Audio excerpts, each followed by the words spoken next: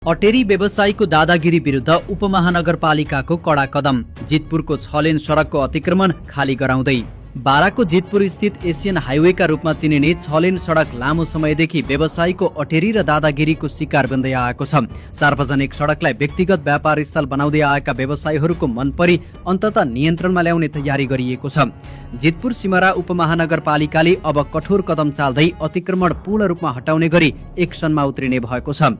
उपमहानगरपालिकाले शनिबारसम्म अतिक्रमण हटाउन अन्तिम चेतावनी जारी गरेको छ। नगर प्रमुख राजन पौडेलको अध्यक्षतामा बसेको सर्वपक्षीय बैठकले अब कुनै पनि हालतमा अतिक्रमण सहन नसकिने निष्कर्ष निकालेको हो।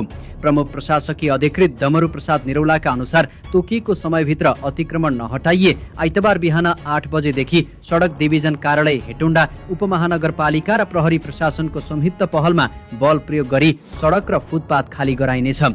यसअघि पटक पटक सूचना जारी गर्दा समेत व्यवसायीहरूले अटेरी गर्दै आएका थिए। हटाइएका संरचना पुनः निर्माण गर्ने प्रवृत्ति समेत मौलाउँदै गएको थियो, जसले राज्यको निर्णयलाई नै चुनौती दिने अवस्था सिर्जना गरेको थियो। सार्वजनिक सम्पत्तिमाथि यस्तो खुलेआम अतिक्रमणले दैनिक आवत जावतमा अवरोध मात्र होइन, ट्राफिक व्यवस्थापन अस्तव्यस्त बनाएको छ। फुटपाथ नै कब्जा गरेर गैर कानुनी रूपमा व्यापार सञ्चालन गर्नेहरूको दिनको अन्त्य हुने भएको छ।